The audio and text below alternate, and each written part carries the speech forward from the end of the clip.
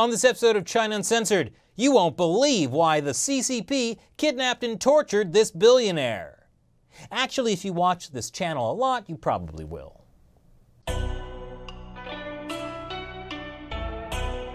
Hi, welcome to China Uncensored. I'm your host, Chris Chappell. Chinese police have kidnapped and detained a Chinese-born Canadian billionaire. No, that's a different Chinese-born Canadian billionaire. Apparently, this is not a great time to be a Chinese billionaire. Today, I'm talking about Sun Qian. She's the co-founder of Beijing Liedman Biochemistry Company. She and her husband are worth an estimated 3.5 billion yuan, according to the Who-Run report, which tracks China's wealthy. But her situation is a little different from those other billionaires. Back in February, 20 policemen ransacked her home in Beijing and arrested her. According to her lawyer in China, in detention, she's been shackled, pepper sprayed, and not allowed to sleep. So what heinous crime did Sun Qian commit? Corruption? Embezzlement? Extortion? No. Her crime was much, much worse. She was meditating.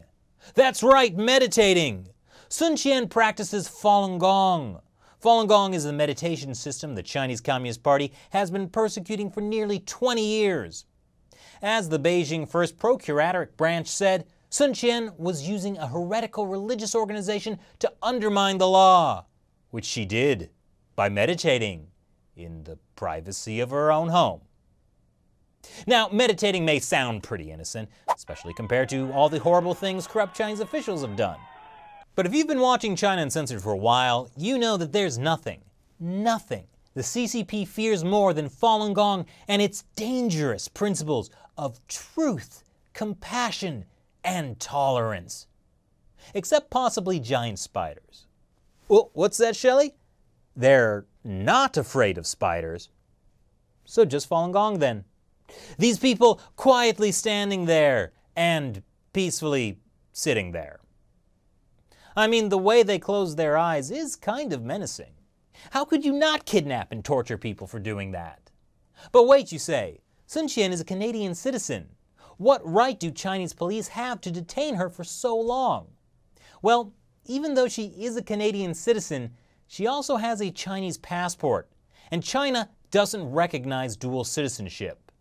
It's part of the Communist Party's attitude that ethnically Chinese people anywhere in the world belong to China, regardless of citizenship, or international law, or objective reality.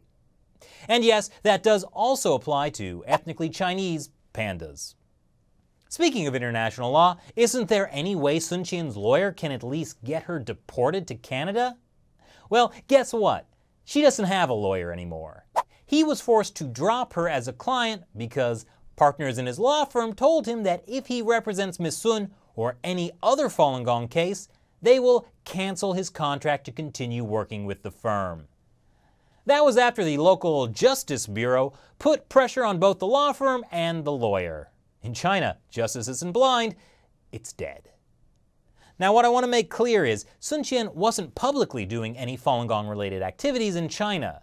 She wasn't handing out flyers about the practice, protesting the party's persecution, or even doing the Falun Gong meditation exercises outdoors.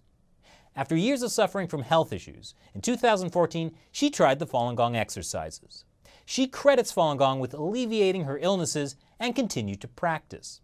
So clearly, detaining her for meditating in her own home in Beijing is a bit of an overreaction. But this is the Communist Party, the same people who sent undercover police to watch the 12-year-old daughter of a Chinese human rights activist while she was at school, in the bathroom. Yeah, I'm not sure the party knows the meaning of the word overreaction.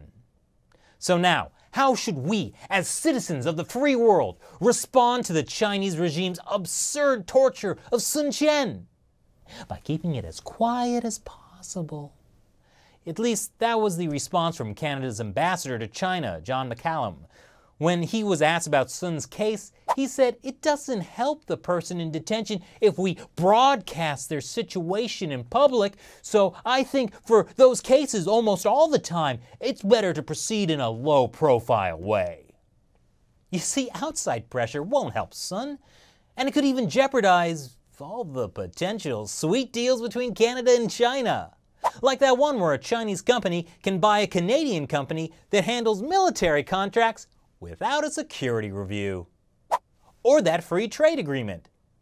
Or that extradition treaty, which should be sounding completely psychotic right about now. So you can see why some people in the Canadian government might want to, proceed in a low-profile way. But all the evidence suggests that if the goal is to actually get Sun Qian released, then lots and lots of media attention is exactly what's needed right now. According to her former lawyer, in the early days of her detention, she was kept in a small, darkened room, and that only stopped after the Canadian embassy became involved. And in another case of a Canadian Falun Gong practitioner being detained in China, it was the Canadian public outcry that helped stop him from being tortured.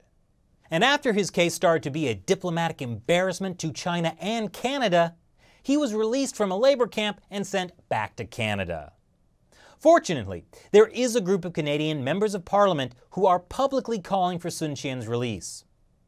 MP Peter Kent said, "We think the Canadian government should be far more forceful in representing this Canadian citizen." But there's one Canadian who's willing to stand up to the Chinese Communist Party even more. Miss World Canada and friend of the show, Anastasia Lin. This week, she gave a speech at the United Nations Human Rights Council in Geneva calling for Sun's release. And what was China's response to a beauty queen being the only one man enough to call them out for torturing a Canadian citizen?